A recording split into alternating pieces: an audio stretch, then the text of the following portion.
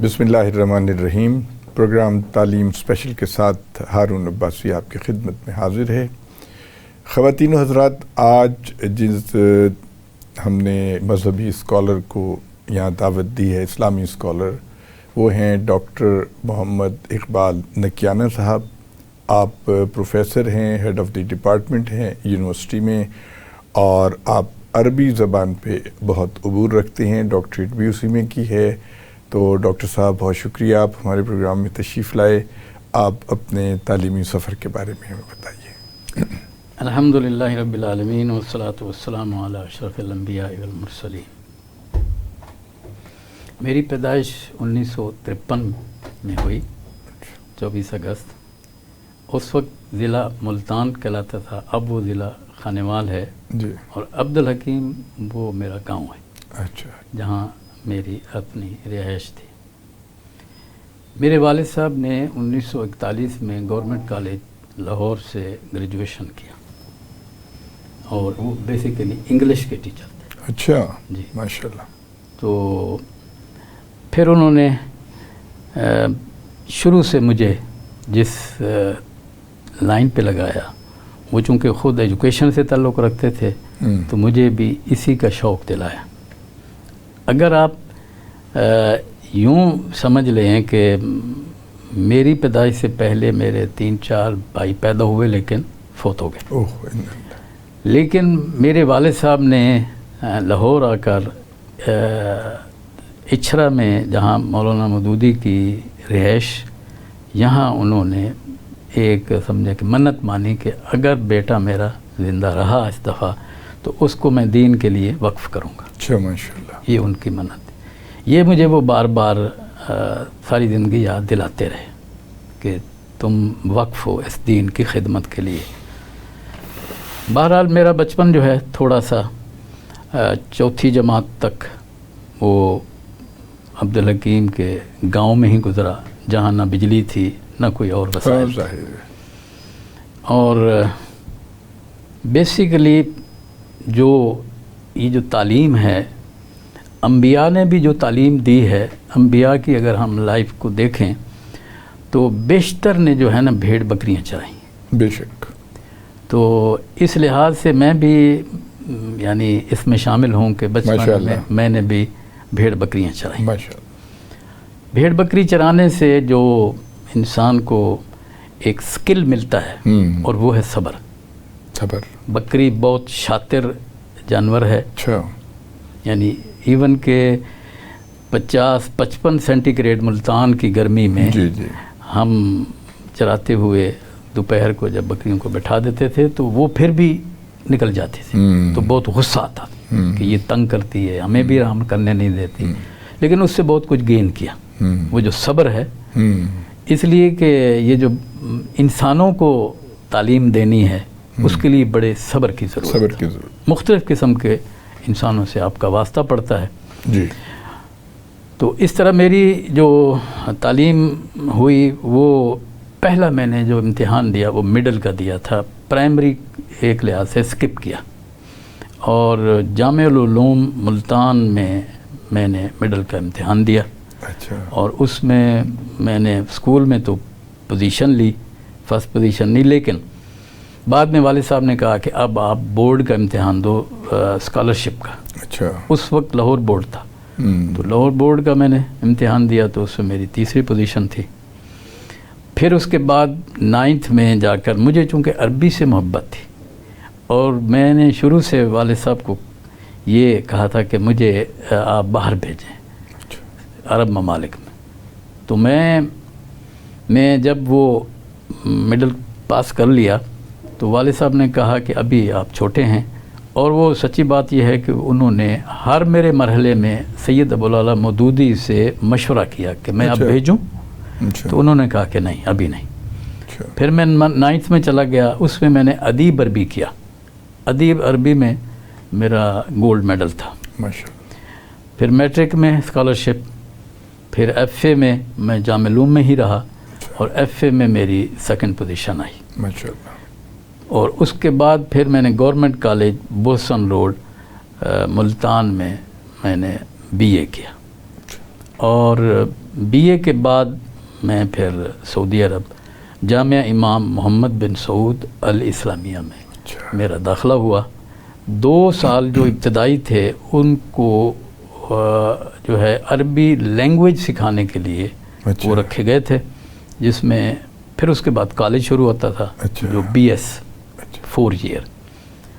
تو اس طرح وہاں ایک کالج جس کو کہا جاتا ہے فیکلٹی آف اسلامک تھیالوجی یا اصول الدین، اس میں نے داخلہ اس بنیاد پہ لیا.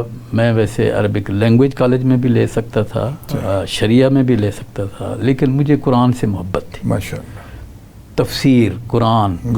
تو میں نے پھر اس کو اختیار کیا، کیونکہ اس کے سلیبس میں یہ تھا کہ جو تفسیر ہم نے پڑھنا ہوتی تھی اس کو حفظ بھی کرنا ہوتا تھا. اچھا جی، بڑا مشکل کام ہے. جی ہاں. تو روزانہ یعنی یہ 4 سال ہمیں جو تفسیر پڑھائی گئی وہ حفظ بھی ساتھ ہی ساتھ ہوا، یعنی 2/3 تقریباً حفظ اس میں ہو جاتا ہے. تفسیریں جو ہیں وہ اسپیشلسٹ بنایا جاتا ہے، تفسیر کے اندر مختلف تفاسیر، قدیم تفسیریں، جدید تفسیریں، پھر ان کا کمپیریٹیو اسٹڈی، یہ سارا اس میں سکھایا جاتا تھا. میرے اساتذہ میں جو میں آج بھی اس کا ذکر کرنا اس لیے سمجھوں گا کہ مجھے ابھی سعودی عرب گئے کچھ دن ہی ہوئے تھے. ایک استاد ہمیں عربی کے جو سکھانے کے لیے آتے تھے، ڈاکٹر عبدالستار سعید، وہ مصر کے تھے، اور انہوں نے ایک دن مجھے بازار میں ہی دیکھا کہ میں شلوار قمیض چونکہ پہنی ہوئی ہے، عرب تو توپ پہنتے ہیں دوسرا، تو انہوں نے مجھے کہا کہ یا بنیت تعال، اے بیٹے ذرا بات سنو. وہ پہچان گئے کہ یہ میری کلاس کا ہے. تو شلوار قمیض سے تو مجھے کہنے لگے کہ آپ کا تعلق جماعت اسلامی سے ہے. میں نے کہا ہاں جی. تو انہوں نے کہا پھر میری بات سنو. کہنے لگے کہ لا تسکن مع الپاکستانین، پاکستانیوں کے ساتھ رہائش مت اختیار کرنا. ارے اچھا، ہاں، یہ انہوں نے مجھے بالکل ابتدا میں. اور دوسری بات انہوں نے یہ کی کہ لا تتکلم الا واللغة العربیہ، عربی زبان کے علاوہ کوئی زبان مت بولو، پنجابی، پشتو، یہ وہ یہ نہیں بولنی، اردو یہ نہیں بولنی. تیسری انہوں نے مجھے یہ کہا کہ لا تصلی الا وفی المسجد، نماز مسجد میں ہی باجماعت پڑھو. اچھا، یہ 3 جو وصیتیں، یہ سمجھیں آپ جو بھی نصیحتیں میرے استاد نے کی، اب وہ مجھے زندگی کا حصہ بنا لیا. جی، میں نے اس کو اڈاپٹ کیا. Very good. پہلی بات انہوں نے کی کہ پاکستانی کے ساتھ نہ رہو، میں نے ایسا ہی کیا. 2 میرے ساتھ اردن کے تھے، وہ بولتے تھے، لیکن مجھے کچھ سمجھ نہیں آتی تھی کہ یہ، حالانکہ عربی میرا سبجیکٹ BA تک تھا، لیکن جو عربی وہ بولتے ہیں وہ لوکل لینگویج ہوتی ہے ان کے اپنی زبان میں، فصیح بولیں پھر کچھ نہ سمجھ آتی، لیکن وہ چونکہ آپس میں بولتے. اور مجھے وہ کہتے تھے کہ آپ بولتے کیوں نہیں، آپ کیا گونگے ہیں؟ اچھا. لیکن یہ مرحلہ میرے لیے بہت مشکل تھا. اور تھوڑے عرصے بعد آہستہ آہستہ مجھے ان کی سمجھ آنا شروع ہو گئی. پھر ایک سمسٹر ختم ہو گیا، اگلے سمسٹر میں پھر ایک اور کمرہ ملا، اس میں 2 سعودی تھے. وہ اپنے لہجے میں بولتے تو عربی ہیں وہ، لیکن اپنے ڈائلیکٹ مختلف. ہاں مختلف. وہاں بھی میرے لیے سمجھنا ذرا مشکل ہوتا ہے. ایکچولی میں یہاں آپ کے اس چینل کے حوالے سے لوگوں کو یہ بتاتا چلوں، جی، اگر آپ نے کوئی لینگویج سیکھنی ہے تو اسی لینگویج میں ہی سیکھیں. اچھا، یہ ایکسپرٹس آف دی لینگویجز ان کا یہ ہے. اچھا. دوسری زبان کے ذریعے لینگویج نہ سیکھیں. اب بھی میں اپنی یونیورسٹی لاہور لیڈ یونیورسٹی میں جو میں MPhil کی کلاس پڑھاتا ہوں تو عربی پڑھاتا ہوں، اور عربی میں ہی پڑھاتا ہوں. اچھا، اردو میں نہیں استعمال کرتا. یعنی آپ تھرو آؤٹ اپنا لیکچر عربی میں دیتے ہیں، اور بچوں سے بھی یہ توقع کرتے ہیں کہ وہ عربی میں جواب دیں. بالکل، ان کو تو ٹریننگ اسی کی دینی ہے. واہ. اس لیے کہ یہ بڑے بڑے جو مدارس ہیں لاہور کے اور باہر کے، جامعہ اشرفیہ اور جامعہ نعیمیہ، اس کے بڑے بڑے مفتی ہمارے پاس MPhil کرنے کے لیے آتے ہیں، لیکن وہ اسپوکن عربک نہیں جانتے. اسپوکن نہیں آتی، باقی وہ کچھ نہ کچھ جانتے ہیں، عربی جانتے ہیں. لیکن اسپوکن سکھانے کے لیے میں ان کو 2 سمسٹر میں یہ کام کرواتا ہوں. اور ان کو میں پہلے دن کہتا ہوں کہ لینگویج آپ ٹھیک ہے، آپ اس وقت 50 سال کے ہیں، لیکن آج آپ وہ بچے ہیں جو ابھی پیدا ہوئے ہیں. ہاں بالکل. اب تو ابتدائی بچہ پیدا ہونے کے بعد بالکل کان کا استعمال کرتا ہے سب سے پہلے سنتا ہے. ایک وقت آتا ہے کہ پھر وہ بولتا ہے لیکن سب سے پہلے ناؤن بولتا ہے, ورب نہیں, جملہ نہیں بولتا. بالکل. تو اللہ تعالیٰ نے بھی فرمایا نا کہ وہ علم آدم الاسماء, اللہ نے بھی آدم کو پہلے اسم سکھائے تھے, ورب نہیں. تو یہ بچہ جس طرح پہلے ناؤن بولتا ہے پھر اس کے بعد آہستہ آہستہ ورب کا استعمال شروع کرتا ہے, لیکن غلط کرتا ہے. میں ان سے کہتا ہوں کہ آپ بولو, آپ غلط بولو گے, آپ کا غلط بولنا ٹھیک ہے. یہ جو میں کہتا ہوں یہ جو گرا ہے نا یہ کھلنی چاہیے, بے شک غلط کے لیے ہو. جس دن یہ کھل گئی اس دن پھر آپ ٹھیک بولنا شروع کر دیں. اچھا یہ فرمائیں ڈاکٹر صاحب, آپ نے فرمایا کہ آپ تفاسیر پڑھتے تھے. جی. تو تاریخ میں ہم دیکھتے ہیں کہ حضرت عبداللہ بن عباس رضی اللہ تعالیٰ عنہ کے بارے میں لکھا ہے کہ وہ پہلے مفسر قرآن تھے. تو اس کے بعد یہ بتائیے کہ جب آپ سعودی عرب میں تھے تو جو ہمارے بر صغیر کے مفسرین ہیں, جس طرح محمود الحسن اسیر مالٹا تھے, شبیر احمد عثمانی تھے, مولانا مودودی ہیں, پیر کرم علی شاہ ہیں, اور بے شمار ہیں, عبد الماجد دریابادی ہیں, یہ بھی ہیں, ڈاکٹر اسرار ہیں, امین احسن اصلاحی ہیں, بے شمار ہیں. تو وہاں دیکھ کے آپ بر صغیر کے جو مفسرین ہیں, کیا ان کا کوئی ترجمہ اس میں ہوا ہے عربی زبان میں, عربی سے عربی میں, یا کیسے آپ وہاں کی کون سی تفاسیر پڑھتے تھے؟ دیکھیں وہاں جو سلیبس میں جو کالج کی طرف سے, یونیورسٹی کی طرف سے سلیبس بنایا گیا وہ عربوں نے بنایا ہے. اچھا ٹھیک ہے. اس میں انہوں نے پاک و ہند کی جو تفاسیر ہیں ان میں زیادہ کا نہیں ہے. وہاں دو قسم کی تفسیروں کا کمپیئر کیا جاتا ہے. ایک وہ تفسیریں ہیں جو قدیم ہیں, قدیم ترین ہیں. حضرت عبداللہ بن عباس رضی اللہ عنہ کی جو تفسیر ہے اس کو قدیم ترین سمجھا جاتا ہے, لیکن وہ اوتھنٹک بات نہیں ہے. اچھا جی. کہا جاتا ہے کہ یہ ہے لیکن نہیں ہے. اچھا. اس وقت جو پرنٹنگ شکل میں جو تفسیر موجود ہے اور وہ قدیم ترین ہے وہ تفسیر طبری ہے, امام طبری کی ہے. تفسیر طبری. اس تفسیر کو جو ہے وہ تفسیر بالمعصور کہا جاتا ہے, یعنی جس طرح کسی صحابی نے بات کی کہ اس کا معنی یہ ہے, یا حضور صلی اللہ علیہ وسلم نے فرمایا کہ اس کا یہ معنی ہے, تو پھر اسی طرح انہوں نے نقل کر دی, اپنی کوئی رائے نہیں دی. ایک تو یہ تفسیر کی یہ قسم ہے. ایک تفسیر کی قسم یہ کہ آپ اپنی رائے بھی اس میں دیتے ہیں, اور یہ اس کے بعد جو ہے مثلا تفسیر قرطبی ہے اور بہت ساری عربی کی تفسیریں ہیں. اس کے اندر فی ظلال القرآن مثلا سید قطب کی اس جدید دور کی ہے, تو اس کے اندر وہ تفسیر بالرائے کہلاتی ہے. ہمارے ہاں پاک و ہند کی تفسیریں جو اردو میں ہیں, میں نے وہاں رہ کر بہت کم ان سے استفادہ کیا. میں نے کوشش کی کہ یہ مجھے وہ تو وہاں مل جائیں گے لیکن یہ وہاں نہیں ملیں گے, اس لیے میں ان کو زیادہ, اور پھر چونکہ ہمیں اسائنمنٹ بھی دی جاتی تھی تو وہ سلیبس میں ہوتی تھیں, تو اس لیے اس کو ہم نے جو ہے نا زیادہ کوشش کی. اچھا ڈاکٹر صاحب یہ فرمائیں کہ جو الازہر یونیورسٹی میں لوگ جاتے ہیں اس کے کورس میں اور اس کے کورس میں کوئی مماثلت ہے یا دونوں مختلف, انٹائرلی مختلف ہیں؟ اگر آپ یوں سمجھیں کہ سعودی عرب کے جو دینی شریعہ, اصول الدین اور لغہ عربی لینگویج, یہ تین جو مضامین ہیں اور بھی ہیں, یہ بیسک اسلامک سٹڈیز ہیں. اچھا. تو یہ بیشتر جو ہیں وہ ازہر سے فارغ و تحصیل اسکالرز نے بنائے ہیں. کیونکہ سعودی عرب میں اتنا زیادہ نہیں تھا, تعلیمی نہیں تھا, تحقیق کا کام بھی اتنا نہیں تھا. تو ازہر چونکہ اس وقت بھی یعنی 1100 سال گزر چکے ہیں, سب سے قدیم ترین, تو وہ سلیبس انہوں نے بنایا جو لوگ وہاں سے فارغ ہوئے. ایکچولی ہوا یہ کہ شاہ فیصل مرحوم نے وہاں سے مصر سے ان لوگوں کو جن کو حکومت کے اس میں جیلوں میں ڈالا ہوا تھا, اسکالرس کو, تو وہ گئے, انہوں نے کہا جمال عبد الناصر سے کہ آپ کے لیے مشکل ہے تو آپ یہ میرے حوالے دیں, آپ کی جان بھی چھوٹ جائے گی. بڑی بات ہے. اور میرا جو ہے وہ یہ پہلی دفعہ ہوا ہے کہ اتنے بڑے اسکالرس کو کسی حکومت نے لے لیا ہے, یہ تو غیر معمولی بات ہے ماشاءاللہ. تو وہ لوگ یہاں آئے اور شاہ فیصل مرحوم نے ان کو کہا کہ بھئی میں نے ادھر یونیورسٹیاں بنانی ہیں, اچھا اب آپ اس کو آپ مدد کریں میرے, اچھا سیلریز بھی بہت اچھی. تو اچھا یہ سلیبس بیشتر ان کے بنائے ہوئے ہیں. اچھا اچھا اس کے پیچھے ایک فکر ہے. اچھا تو اس لحاظ سے ازہر یونیورسٹی جو ہے اس کا بڑا دخل ہے, صرف سعودی عرب نہیں, کویت بھی, بحرین بھی, یہاں بھی جو سلیبس بنائے گئے ہیں ان میں انہی اسکالرز کا جو ازہر کے ہیں ان کا دخل ہے.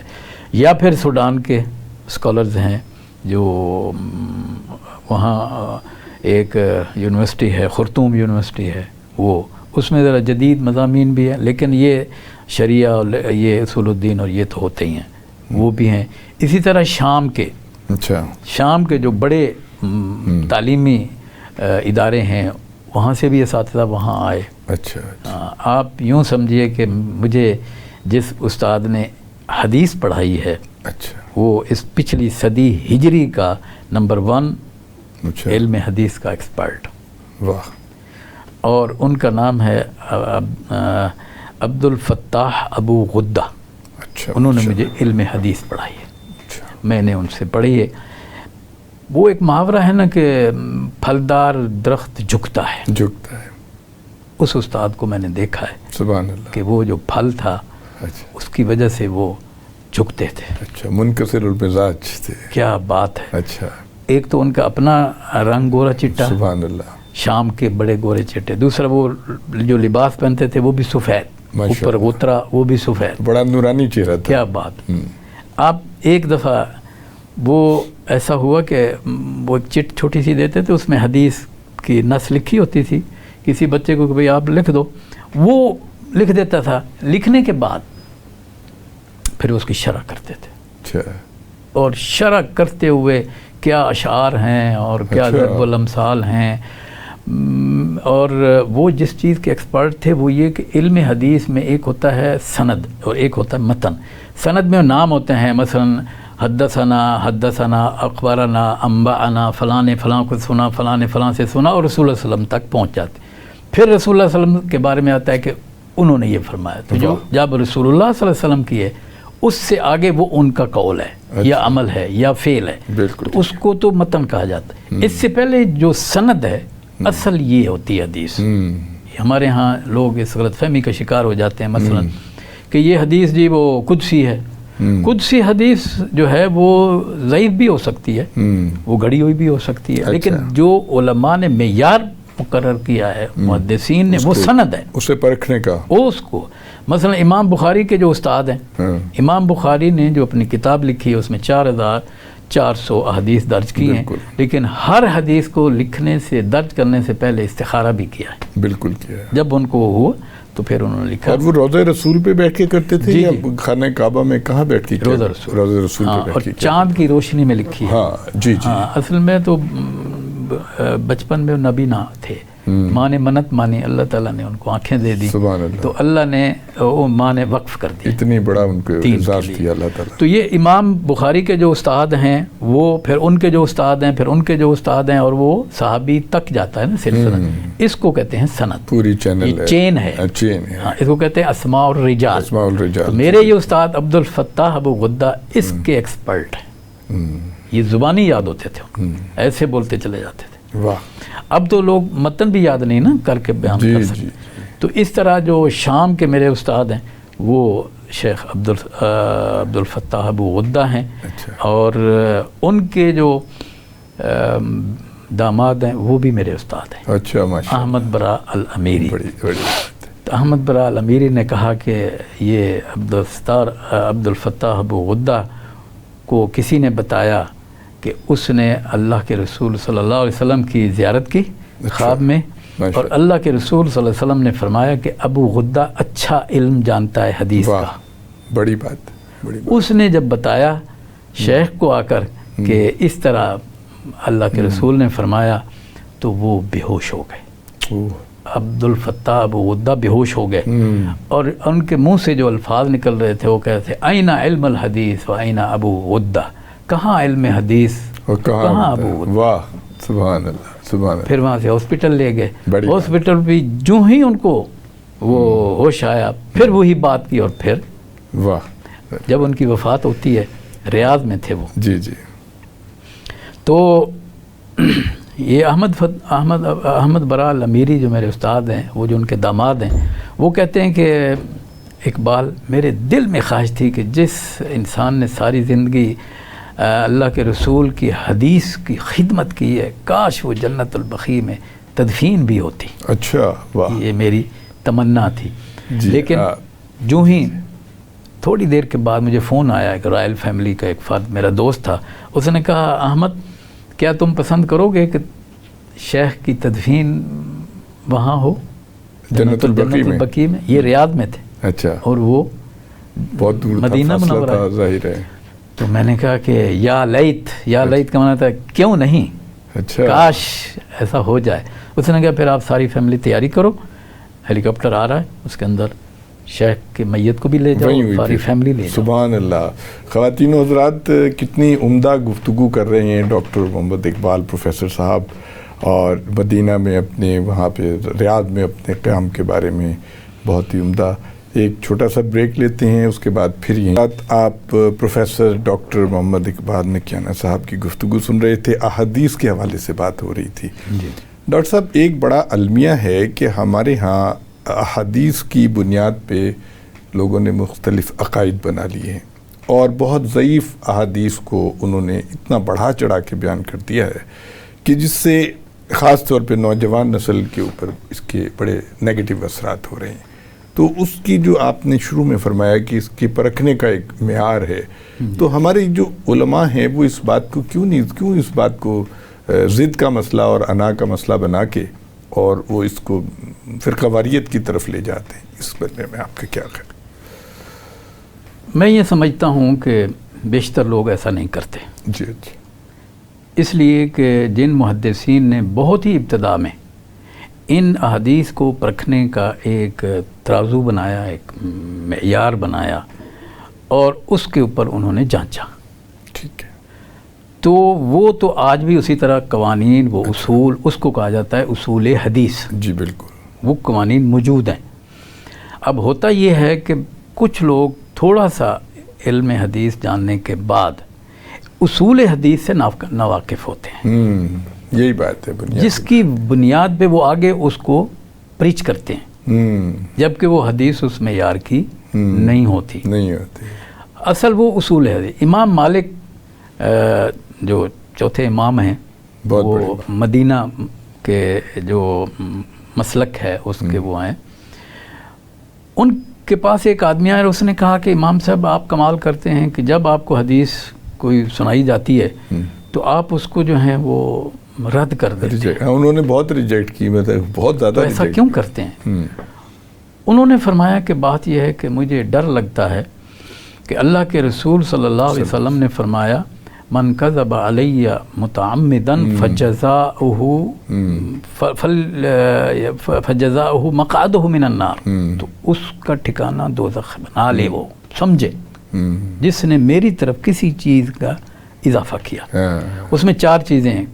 قول حضور صلی اللہ علیہ وسلم کا، یہ حدیث کی تعریف ہے. اور آپ کا کوئی فعل، یہ بھی حدیث ہوتی ہے. آپ کی کوئی صفت، مثلا آپ کا قد درمیانہ تھا، آپ کے گیسو کیسے تھے، آپ گفتگو کیسے کرتے تھے، اونچی آواز سے آہستہ، تیز آپ کی رفتار تھی یا جیسی تھی، یہ صفت ہے آپ کی. آپ کا رنگ مبارک کیسا تھا. اور ایک ہوتی ہے کہ اللہ کے رسول صلی اللہ علیہ وسلم نے اپنے صحابہ کو دیکھا کہ وہ ایک کام کر رہے ہیں اور آپ نے ان کو منع نہیں کیا. مثلا ایک دفعہ وہ مدینہ منورہ میں کھانا کھا رہے تھے، کھانے کے اوپر گوشت تھا. گوشت ایک ایسے جانور کا تھا جس کو دب کہا جاتا ہے عربی میں، دب ضاد بے. تو آپ نے دیکھا اور صحابہ نے کہا کہ یا رسول اللہ آپ بھی تناول فرمائیے. تو آپ نے کہا کہ یہ میرے علاقے کا جانور نہیں. اچھا. ان کو منع نہیں کیا. اگر وہ حرام ہوتا تو ان کو منع کر دیتے. یہ گویا کہ آپ نے برقرار رکھا اس کو. اس کو کہا جاتا ہے تقریر یا سکوتی حدیث.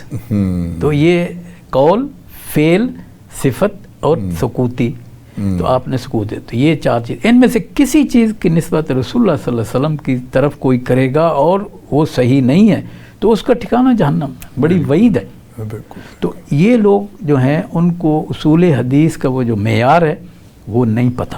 جیسے کہ آپ نے فرمایا کہ عربی کی شدھ بدھ جب تک نہیں ہوگی, جب آدمی عربی سمجھے گا ہی نہیں تو وہ اپنے مطابق جو بھی چاہے اس میں سے نتیجہ اخذ کر سکتا ہے.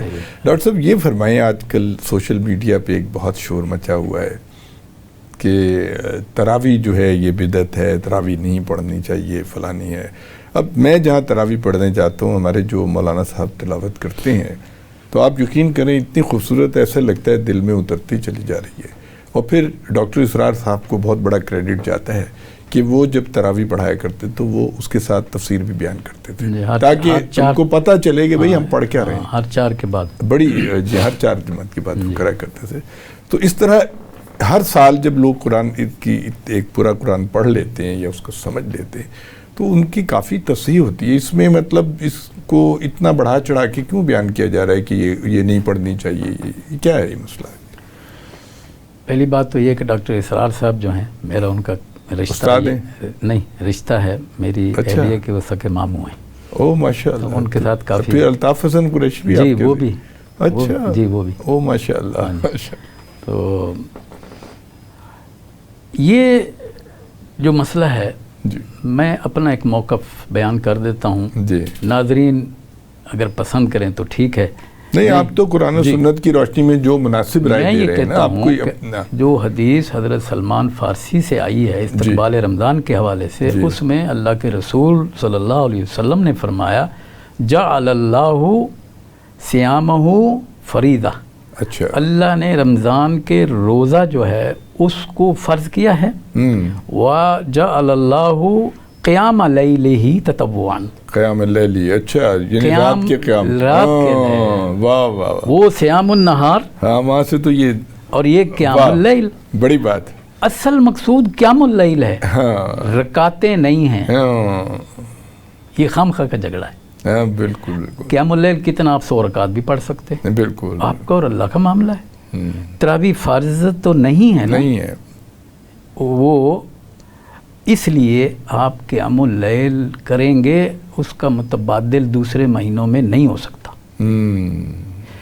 اب آپ جو لوگ اس کے اوپر کرتے ہیں, جھگڑا کرتے ہیں, وہ میں یہ سمجھتا ہوں کہ ایسا نہیں کرنا چاہیے, غیر مناسب بات ہے. قیام اللیل کی بات کریں, قیام اللیل کی بات وہ 2 رکعت میں بھی ہو سکتا ہے, وہ 100 رکعت میں بھی ہو سکتا ہے.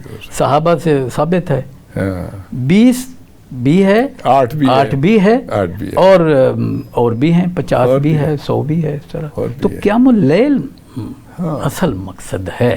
پھر دیکھیں نا کہ سال میں ایک دفعہ ایسا موقع ملتا ہے کہ مسلمانوں کو کہ وہ دل جمعی کے ساتھ قرآن پاک کو سن لیتے ہیں, اس کو ترجمہ ان کو سمجھ میں آتا ہے, یا مطلب ایک بڑا, میں تو سمجھتا ہوں بڑے روحانی طور پہ دیکھا جائے تو اس کی بڑے فوائد ہیں قیام اللیل کے. تو میں یہ سمجھتا ہوں کہ قیام اللیل جو ہے, یعنی اس کے اندر کیسے آپ قیام اللیل کریں, اس کا ایک جو بہترین طریقہ ہے وہ آپ قرآن کی تلاوت ہے.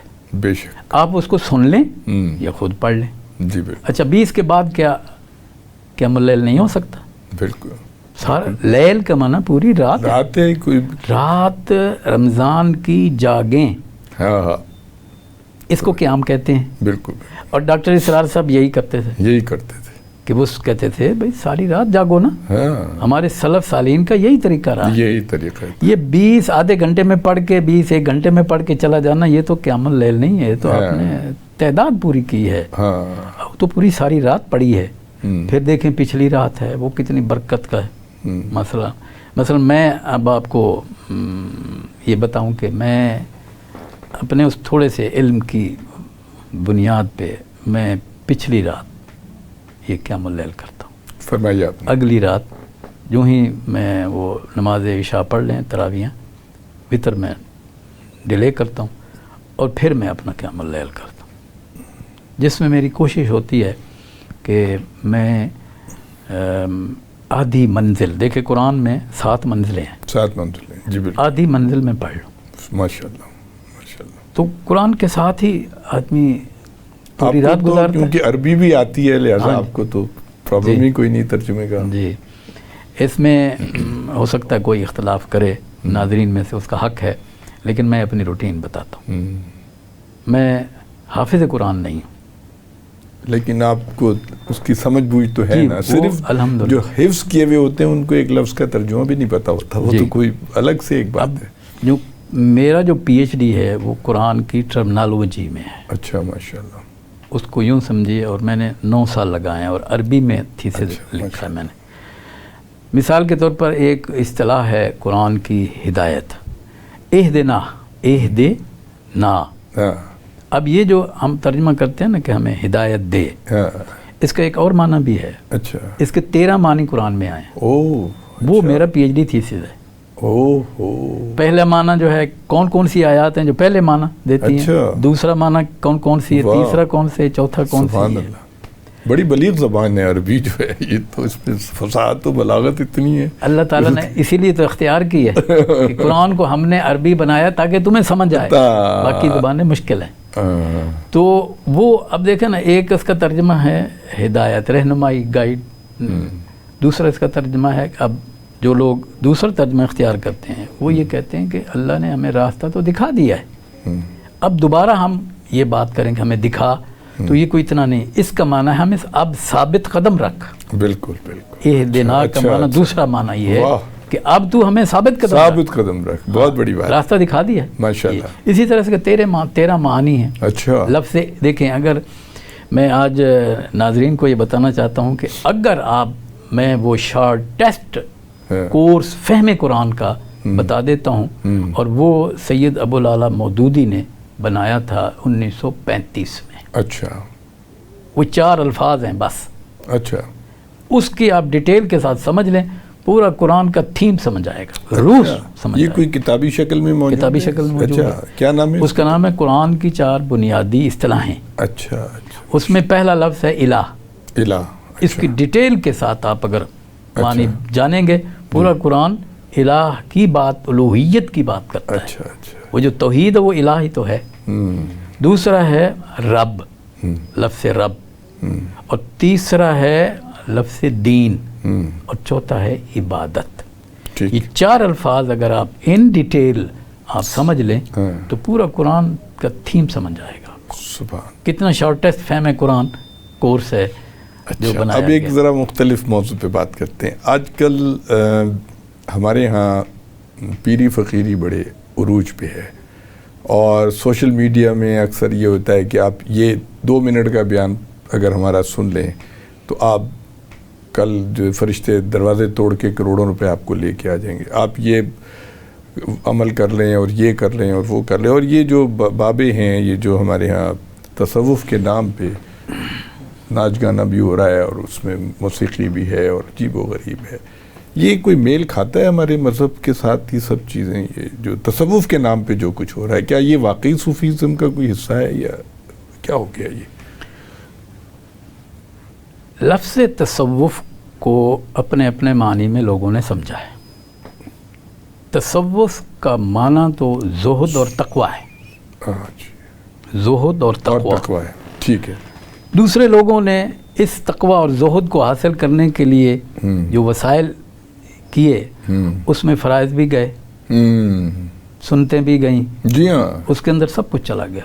لیکن رہ گیا ان کے معنی کا تصوف. تو یہ تو غلط ہے. اللہ کے نبی صلی اللہ علیہ وسلم نے کبھی نماز چھوڑی؟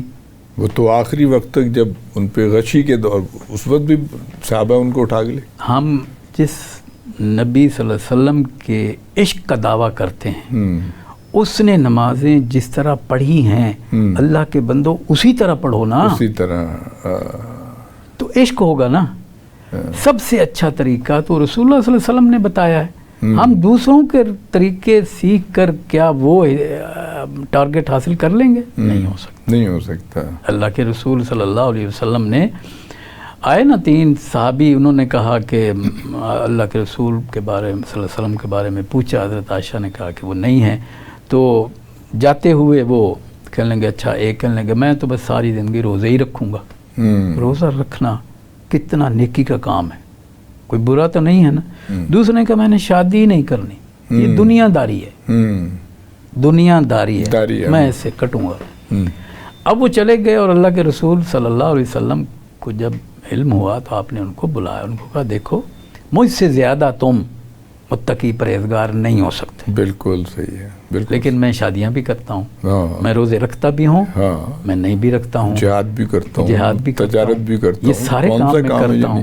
تو یہ کام نہ کرو جو تم. ہاں, میں آج کے لوگوں کو بھی یہی اپنے دوستوں کو مشورہ دوں گا کہ جو طریقہ جو سنت رسول کی ہے اس کا ثواب زیادہ ہے ہی وہی اصل. صحیح بات ہی. باقی تو گمراہی ہے کہاں پہ. جہاں تک آپ نے کہا کہ یہ کروڑوں آ جاتے ہیں, مجھے آج تک کوئی ایسا نہیں ملا جس نے کہا کہ میں نے پڑھا ہے اور رات کو کروڑوں آ گئے.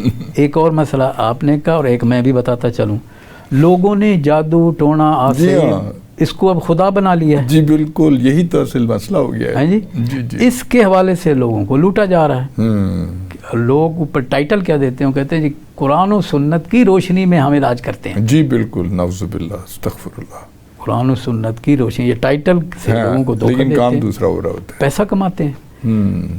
آپ یوں سمجھیے کہ میرے ایک ہمسائے ہیں, وہ یہ جنات کا نکالنا اور ڈالنا اور یہ جو بھی دھندا ہے وہ بہرحال کرتے ہیں وہ. تو ایک دن ہمارے ہمسائے میں خاتون تھی, وہ آ گئی, تو وہ ان کے گئی تو میری اہلیہ بھی دیکھ رہی تھیں کہ بھئی وہ اندر چلی گئی ہے. تو جب واپس آئی تو انہوں نے کہا کیسے ہمارے محلے میں آ گئیں, تو بلا لیا, چائے پلائی, اور کہا کیسے آئی. کہنے لگے وہ اصل میں نا گھر میں پیسے 5-1 ہزار روپے پڑے تھے, تو گم ہو گئے, مل ہی نہیں رہے, سارا گھر ڈھونڈ مارا ہے. تو اہلیہ نے پوچھا کہ پھر آپ ادھر کدھر آئیں. کہنے لگے وہ حافظ صاحب سے پوچھنا تھا, کوئی ذرا پتہ کروا دیں, ان سے پتہ کروا دیں ذرا. تو پھر اہلیہ نے پوچھا کیا ہوا. کہا وہ کہتے ہیں نہیں مل سکتے آپ, اس لیے کہ وہ جن لے گیا, وہ جن پیسے تمہارے لے جا چکا. اچھا, جن لے اب وہ نہیں مل سکتے. تو وقت ضائع نہ کرو. میری اہلیہ ان کو جانتی تھی, ان کی فیملی مسلکن اہل حدیث ہے. اچھا, جن کو توحید پرست کہا جاتا ہے. توحید پرست ہیں. تو میری اہلیہ نے کہا اللہ کی بندی تم تو توحید پرست ہو, یہ تم کدھر اس میں پھنس گئی. میری اہلیہ نے سوال کیا کہ آپ مجھے یہ بتائیں, بہت ہی پاگل جن ہے جو بینک کے سیف میں کروڑوں پڑے ہیں, لاکھوں پڑے ہیں, وہ نہیں اٹھاتا, تمہارے 5,000 اٹھاتا ہے. کتنا ایمان, تمہارا ایمان ضعیف ہو گیا. بڑی زبردست. تو یہ بتائیے کہ جو کہتے ہیں موکل ہمارے پاس ہیں اور جنات, موکل اور جنات کی کیا, جنات کا تو قرآن شریف میں واضح طور پر جنات ہیں جی, تو کیا ہے یہ سلسلہ, کیا ہے؟ دیکھیں جنات, اس میں مسلمان بھی جنات ہوتے ہیں, اور یہ اپنی جگہ ہے. جنات کا اپنا ایک عالم ہے, اور پہلے غیر مرئی وہ ہم سے پہلے تھے, انسان سے پہلے وہ تھے, اس زمین پر وہ تھے. اور اس کے بعد پھر انسان کو بسایا. انسان کی پیدائش سے پہلے جنات تھے. شیطان جن ہے نا. ہاں, شیطان بھی تو جن ہے, وہ آگ سے پیدا کیا, وہ تو آگ سے بنا ہے. تو جنات آگ سے پیدا کیے. تو انہوں نے اس زمین کے سسٹم کو خراب کیا تھا. اچھا, فساد فی الارض جو ہے. اچھا, اسی لیے جب اللہ نے اپنا ارادہ ظاہر کیا نا, اور ان سے فرشتوں سے کہا کہ انی جاعل فی الارض خلیفہ, میں خلیفہ بنا رہا, ہم نے دنیا میں تمہیں خلیفہ بنا. تو وہ کہنے لگے آپ اتجعل فیہا من یفسد فیہا ویسفک الدماء, وہ اس کو بنانے لگے ہیں جو فساد فی الارض کرے گا اور خونریزیاں کرے گا. جہاں تک آپ کی تعریف و تقدیس اور تحمید کا تعلق, وَنَحْنُ نُقَدِّسُ لَكَ, ہم تھوڑی تعداد میں جو آپ کی بیان کر رہے ہیں. واہ. تو اللہ تعالیٰ نے فرمایا تھا کہ انی اعلم ما لا تعلمون, جس کو میں پیدا کرنا ہوں اس کے اندر جو خصوصیات ہیں وہ تمہارے اندر نہیں ہے. میں ذکر کے لیے تھوڑا ذکر کے لیے تو تمہارے علاوہ بھی مخلوقات ساری دنیا کی ہیں, لیکن اس کو میں اختیار دوں گا. وہ چاہے تو یہ کر سکتا ہے, چاہے تو یہ کر, اسی اختیار کی بنیاد پہ وہ افضل ہوگا. بالکل ہو گیا, بالکل. تو یہ جو جنات ہیں یعنی وہ حقیقت ہے, اس سے کوئی انکار نہیں, لیکن لوگ پھر اس سے آگے بڑھ جاتے ہیں. جب آپ آگے بڑھیں گے پھر معاملہ خراب ہو جاتا ہے کہ آپ جنات کو اس کے مقابلے میں لے آتے ہیں کہ ان کے پاس یہ طاقت ہے. نہیں. اچھا, انسان زیادہ طاقتور ہے.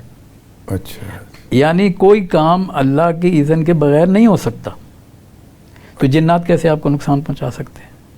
یہ جب آپ کا عقیدہ ضعیف ہوتا ہے تو پھر یہ سارے اثرات مرتب ہوتے ہیں. آپ عقیدے میں ٹھیک رہیں. اللہ کے سوا ہم کیا کہتے ہیں؟ اشہد ان لا الہ. اب الہ کا معنی کیا ہے؟ کوئی مشکل کشا نہیں، کوئی دعائیں سننے والا نہیں، کوئی نقصان نہیں پہنچا سکتا، کوئی نفع نہیں پہنچا سکتا، کوئی قانون نہیں دے سکتا، کوئی آپ کی دعائیں نہیں سن سکتا، کوئی رزق نہیں دے سکتا. یہ سارے الہ، اور کوئی قانون بھی نہیں دے سکتا. وہ قانون تشریعی ہو تکوینی ہو، وہ حکمران ہے. بے شک. اب اس کی حکمرانی میں کوئی کسی کی اس کی اجازت کے بغیر کیسے کوئی نقصان پہنچا سکتا ہے؟ لیکن یہ بات تو عام لوگ کہتے ہیں بھی موت تو اللہ کی طرف سے ہے. کسی نے کبھی کسی کو کہا کہ جن نے موت دی ہے؟ کسی نے نہیں کہا نا. کبھی. تو وہاں تم بات جو کرتے ہو وہ یہاں بھی کرو. اچھا ایک بتائیے، یہ وسیلہ جو ہے اس کی کوئی ڈیفینیشن یہاں پہ بر صغیر میں بڑی عجیب و غریب ہو گئی ہے. وہ وسیلہ سمجھتے ہیں کہ ہم کسی پیر کو، کسی فقیر کو، کسی بزرگ کو، ان کو وسیلہ بنا کے دعا. ایک تو بلکہ میں خاتون حیران رہ گیا، وہ کہنے لگیں کہ میں نماز پڑھتی ہوں تو میں نماز حضرت عبد القادر جیلانی رحمۃ اللہ علیہ یا حضرت علی کرم اللہ وجہہ کی خدمت میں پیش کر دیتی ہوں کہ آپ آگے پہنچائیں. مطلب اس طرح کے عقائد موجود ہیں. بڑی حیرت ہوتی ہے. میں یہ کہ سمجھتا ہوں کہ اللہ نے کہا کہ میں تمہاری شاہ رگ سے زیادہ قریب ہوں. بالکل. تو پہلے اس سے بات کی جائے یا وسیلے والے کے پاس جایا جائے؟ واہ سبحان اللہ. کتنا آسان ہے. میں تمہارے قریب ہوں. ایک جملہ بولا جاتا ہے، لوگ کہتے ہیں جی ہم گناہ گار ہیں، ہماری نہیں سنتے. پھر وسیلے کی طرف جاتے ہیں. کہا جاتا ہے اللہ کے بندو یہ تہمت اللہ پر مت لگاؤ کہ تم گناہ گار ہو تو وہ تمہاری نہیں سنتا. نہیں، یہ بہتان ہے اللہ پر. اللہ تو سنتا ہے سب کی، بلکہ گناہ گار کی زیادہ سنتا ہے. جو نیک ہے وہ تو نیک ہی ہے، وہ تو پہلے ہی اس کو پکارتا ہے. تو توجہ وہ کس طرف کرتا ہے؟ گناہ گار کی طرف. گناہ گار اگر پلٹنا چاہے وسیلے کی طرف نہ جائے، وہ ڈائریکٹ کیوں نہیں جاتا؟ میں کہتا ہوں ایک ایس ایچ او آپ کو کہتا ہے کسی بھی جس علاقے کو تو کہتا ہے ڈائریکٹ میرے پاس آ جایا کرو. وہ ان کو نہ لایا کرو، وہ جو بیچ میں ہوتے ہیں مڈل مین، ان کو لانے کی ضرورت نہیں ہے. تم ڈائریکٹ میرے پاس آؤ، ڈرو نہیں. تو پھر لوگ کیا کریں گے؟ پھر بھی جائیں گے ان کے پاس، ڈائریکٹ جائیں گے. یہی بات اللہ تعالیٰ نے فرمائی ہے کہ میں جب سننے والا ہوں، میں کوئی سو تو نہیں نہ جاتا نعوذ باللہ. وسیلے والا تو خود سو جاتا ہے. بے شک بے شک. عبداللہ بن مبارک طواف کر رہے تھے خانہ کعبہ کا، اور خلیفہ وقت بھی طواف کر رہا تھا. ایک جم غفیر عبداللہ بن مبارک کے پیچھے پیچھے، اس نے کہا میں خلیفہ ہوں اتنی بڑی اسلامک اسٹیٹ کا، اور میرے ساتھ تھوڑے سے ہیں اور ان کے ساتھ اتنا ہے. بہرحال ایک اچھے انداز میں اس نے ایک بندے کو بھیجا، اس کو کہا کہ شیخ سے کہو کہ کسی چیز کی ضرورت ہے تو حکم فرمائیے. وہ گیا، اس نے جب بات کی تو شیخ نے کہا کہ دیکھو میں بیت اللہ میں غیر اللہ سے مانگوں. واہ سبحان اللہ. کیسے ہو سکتا ہے؟ سبحان اللہ. بیت اللہ میں غیر اللہ سے؟ واہ. میں نہیں مانگ سکتا یہ. واہ واہ ماشاء اللہ. اچھا پھر وہ اس میں گیا، اس نے کہا کہ جی وہ کہتے ہیں خدمت. انہوں نے کہا بات سنو، دیکھو جب تمہیں کوئی ضرورت ہوتی ہے، تم خلیفہ ہو نا، کس سے مانگتے ہو؟ اللہ سے مانگتے ہو. تو میرے لیے کیوں رکاوٹ بن گئی ہے؟ واہ سبحان اللہ. خواتین و حضرات، آپ پروفیسر ڈاکٹر محمد اقبال نکیانہ صاحب کی گفتگو سن رہے تھے. بہت دلچسپ گفتگو، بڑی انفارمیٹیو گفتگو، اور عقائد کے لحاظ سے دیکھا جائے تو بہت سے جو ہمارے ذہن میں توہمات ہم نے پال رکھے ہیں اس کو انہوں نے بڑے خوبصورت طریقے سے ہماری نشاندہی کی ہے اور ہمیں گائیڈنس دی ہے. بہت شکریہ، آپ تشریف لائے. بہت اچھا پروگرام تھا. شکریہ جی. آپ نے امید ہے کہ ہمارے ناظرین کو بہت پسند آئے گا. بہت شکریہ.